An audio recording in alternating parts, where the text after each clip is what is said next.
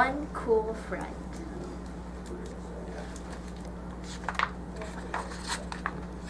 One cool friend. Elliot was a very proper young man.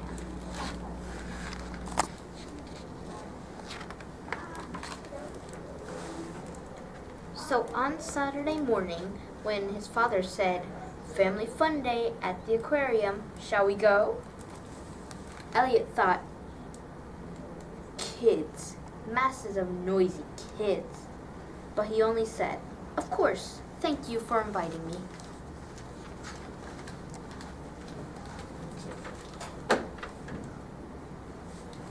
At the aquarium, Elliot's father settled on a bench to read his National Geographic. "Have some fun, Elliot," he said. So Elliot did. He skipped the mobs of kids at the giant saltwater tank, amazing jellies display, and hands-on tide pool exhibit.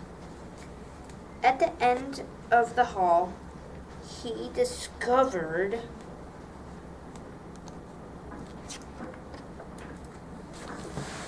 penguins.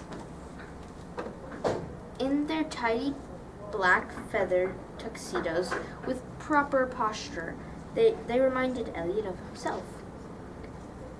Even Ferdinand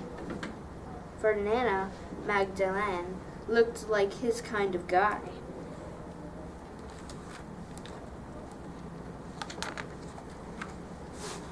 At noontime, Elliot's father asked, "Are you having fun?"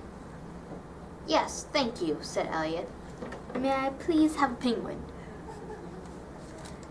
"Sure," said his father, and handed over a $20 bill. "That's very kind," Elliot said as he headed off.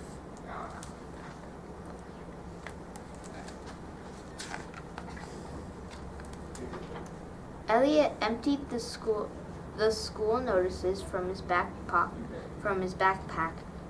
and selected the smallest penguin and popped it inside. His father asked, "Where's your penguin?" "In my backpack," said Elliot. "Thanks for asking." In his room, Elliot dialed the air conditioner down to the coldest setting. "Maybe you would like to skate?" Elliot asked. "Ah!" said Magdalene. So Elliot dragged his old wading pool upstairs and fed the garden hose through the kitchen window down to the faucet. "Forgive the inconvenience," he said as he passed his father's office.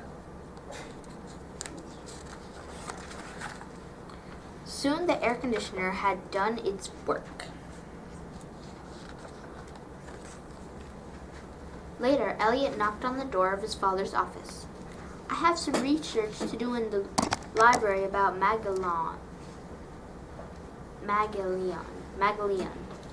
When I was in 3rd grade, I got Captain Cook," his father said. "Where did you keep him?" Elliot asked. But his father had already returned to charting the changing boundaries of the Great Barrier Reef.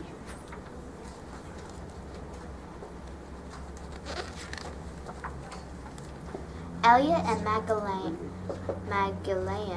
rode to the library. When Elliot set him on the librarian's desk, Magdalene held completely still. Mrs. Stanbridge didn't blink an eye when Magdalene blinked his.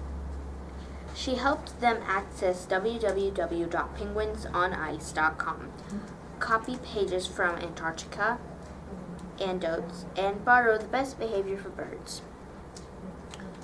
On the way home, Elliot stopped for 8 bags of ice and a snack.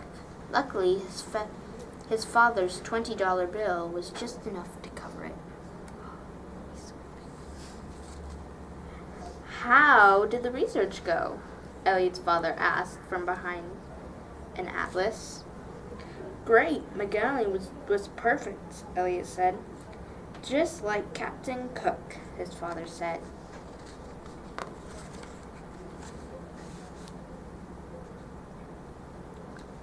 Elliot read his library book aloud while Magellan cooled down. They share a bag of goldfish crackers, but Magellan was still hungry.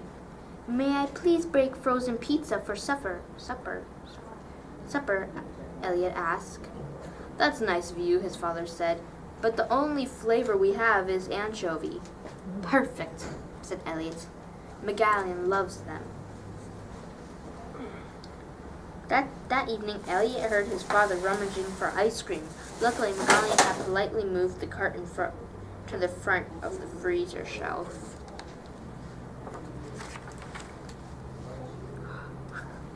Unfortunately, Magellan forgot his manners overnight. When Magellan awoke, he was longing for a swim. Elliot drew him in a deep tub of cold water. He left Magellan diving and holding his breath.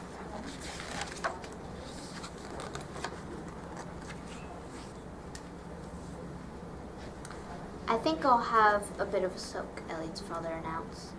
Wait, said Elliot. I left my penguin in there.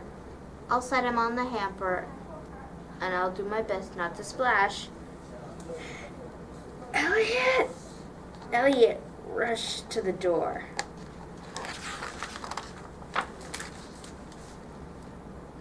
Young man, where did this penguin come from? Elliot's father demanded.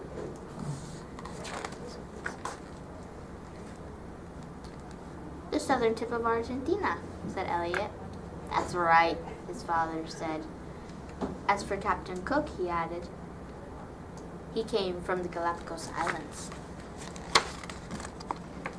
The end.